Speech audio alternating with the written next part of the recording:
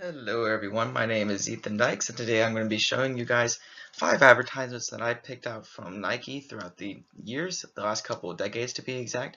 I found these 5 advertisements very interesting and they all hold very good examples of motivational persuasion and all sorts of great stuff. So we're going to be taking a look at these advertisements today and deciphering some of their messages and some of their points. So without further ado, let's get started.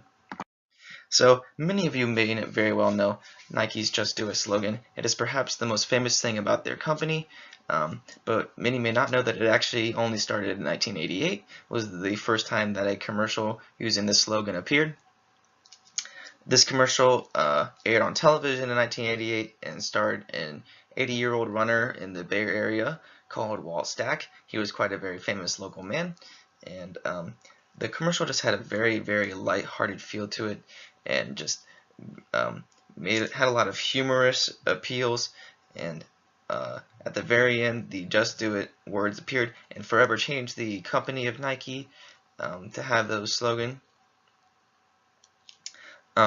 Just kind of ushered in a new area for Nike, but most importantly, it motivated its viewers to be more active, as its target audience was kind of the older people, or maybe the older people that were kind of struggling to stay motivated and get active due to either their age or maybe their weight for whatever reason, and they just wanted to show this, very kind-hearted 80-year-old man who ran apparently 17 miles per day, which is quite crazy to think about. So they just kind of wanted to motivate their audience and say, hey, just do it. If this guy can do it, you can do it. So it was a very effective emotional warmth and type of motivational appeal for Nike to use, and just kind of kicked off their whole career. Next up, we have a bit more serious in tone advertisement starring an openly gay athlete named Rick Munoz. Sorry if I pronounced that last name wrong. the tone of this advertisement was much more of an emotional appeal due to the star of the commercial being an openly gay athlete who was diagnosed as HIV positive. So it was kind of this whole deal where Nike was promoting gay rights and HIV and advertisement, AIDS awareness advertisement. So they just kind of wanted to promote their company and throw their support behind those people in those community, and it was very well received by the AIDS activists and people in those types of community and the gay community. But it also targeted the gay community because Nike clearly wanted to sell them their products and kind of get them on their side, if you will. But overall, it was very effective. It aired on television in 1995, but the commercial, interestingly enough, had no verbal cues. The star of the commercial did not talk at all. Instead, it relied on imagery, music, tone and lighting, and text boxes to convey its message. But overall, it was still a very effective emotional appeal for Nike to create a gay-friendly kind of image for themselves and motivate people with illnesses such as HIV to stay active and healthy.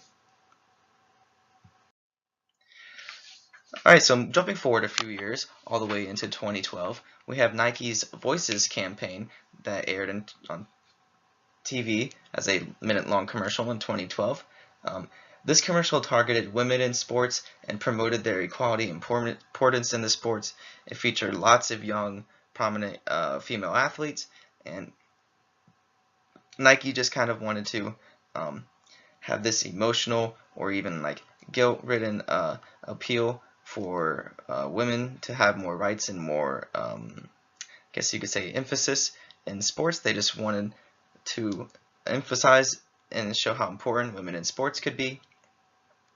And this commercial also came around the time of the 40th anniversary of Title IX and the American Education Amendments Act, which stated that no person in the United States should be discriminated by their sex.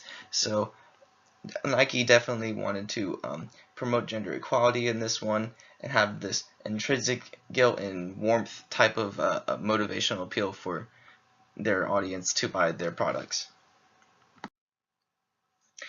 Continuing with the theme of equality, we jump forward a few more years where Nike had this equality campaign where they were pushing for equal rights again, but this time it was for racial equal rights, not exactly gender equal rights more often in this commercial, due to the prominence of the black athletes and celebrities in this commercial, such as LeBron James, Serena Williams, and celebrity Michael B. Jordan.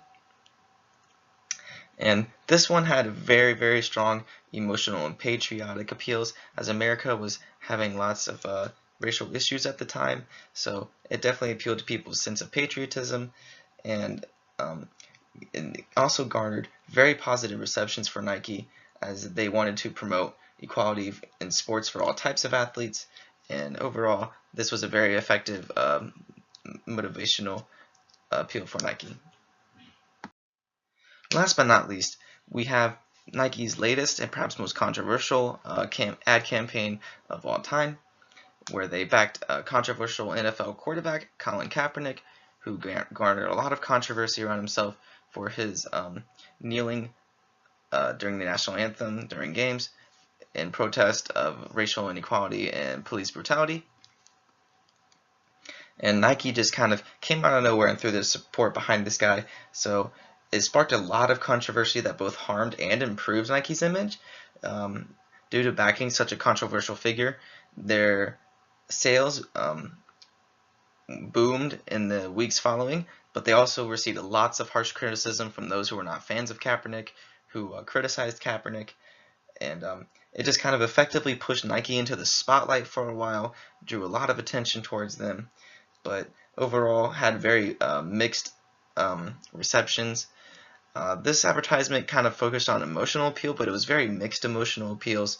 Not all of it was very clear, but nonetheless, Nike created a very controversial advertisement, just as they had done in the past. As we saw in the other advertisements, they have quite the knack for this type of thing, so it doesn't make it too different from the others, other than the fact that it kind of divided their customers into two groups of people who either supported Kaepernick and Nike or no longer supported Nike and Kaepernick. Okay, that does it for this video. I hope you guys enjoyed. I hope you all learned something about advertisement. And yeah, thank you very much.